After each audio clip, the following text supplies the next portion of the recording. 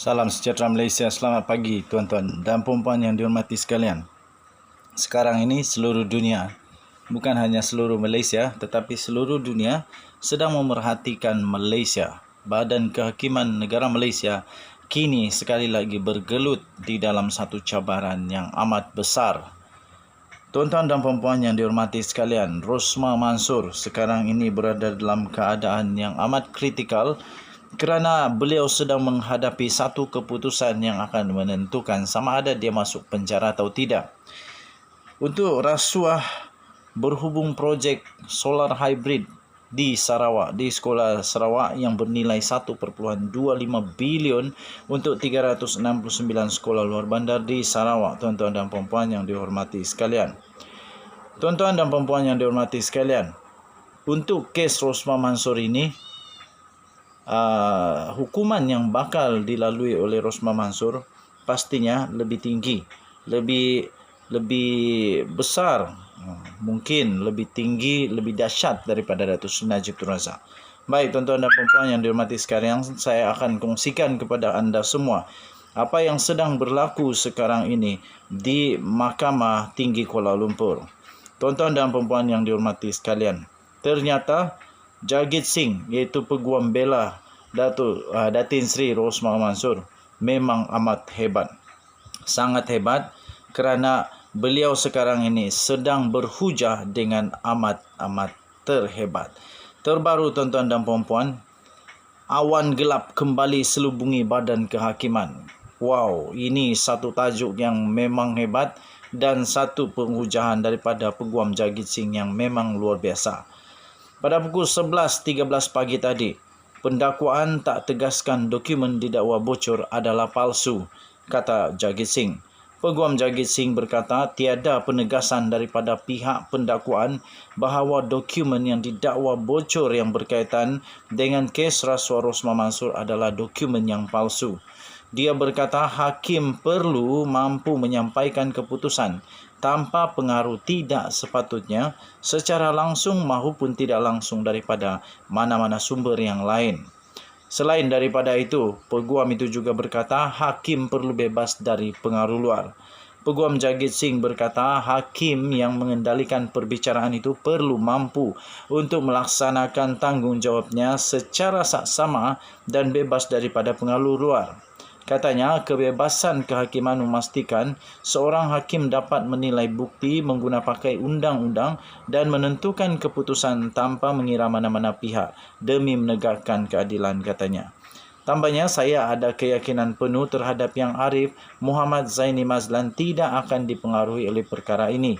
Tetapi, risiko berat sebelah masih wujud dan itulah tujuan permohonan pengguguran hakim, katanya.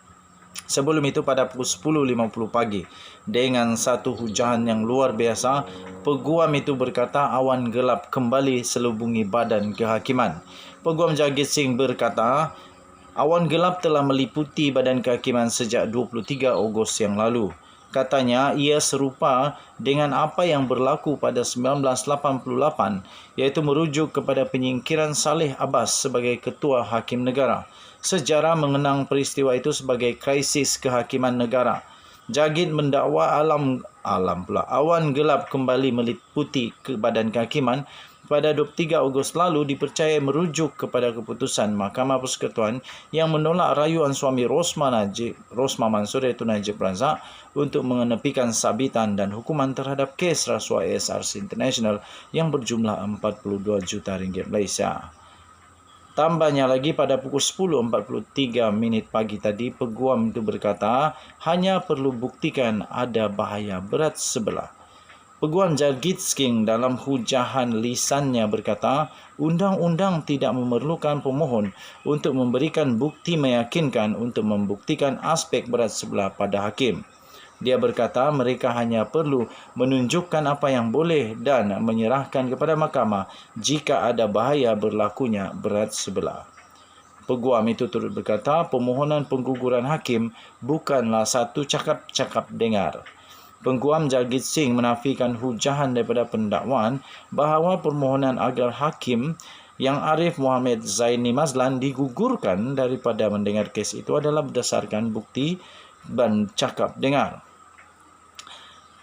Dan bukan cakap dengar. Katanya ini kerana mahkamah sebelum ini membuat laporan polis berhubung dakwaan kebocoran draft penghakiman dan Ketua Polis Daerah Sentul dilaporkan telah mengesahkan bahawa perkara itu disiasat mengikut kanun keseksaan dan akta rahsia rasmi. Tuan-tuan dan puan-puan yang dihormati sekalian, sekarang ini tuan-tuan dan puan-puan, Datin Seri Rosmah Mansor disiasat melalui satu seksyen di dalam Mahkamah Negara Malaysia yang mana beliau boleh dikenakan penjara dan juga boleh dikenakan denda juga kerana terlibat dalam rasuah.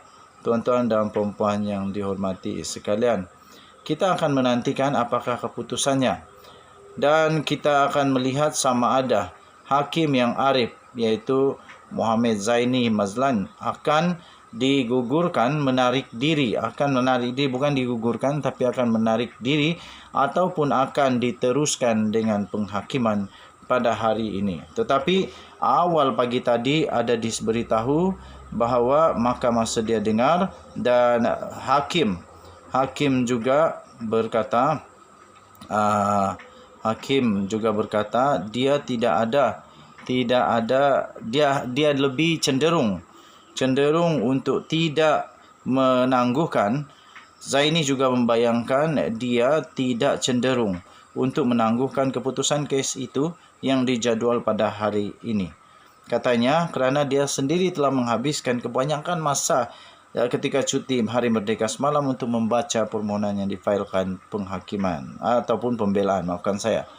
Okey, jadi tuan-tuan dan puan-puan yang dihormati sekalian, Hakim Mohamed Zaini Mazlan berkata mahkamah hari ini sedia mendengar permohonan agar dia tidak mendengar kes itu. Okey, so sama ada bagaimana kita nantikan bersama-sama.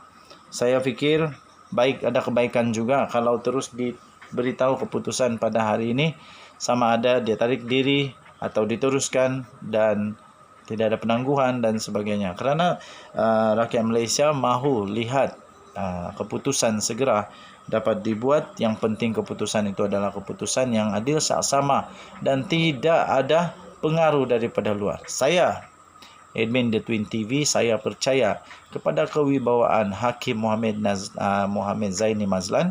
Saya percaya kepada kehakiman negara Malaysia. Saya percaya kepada kedaulatan undang-undang yang ada di Malaysia. Denyut nadi suara rakyat terus bergema di channel ini. Kita jumpa lagi. Bye-bye.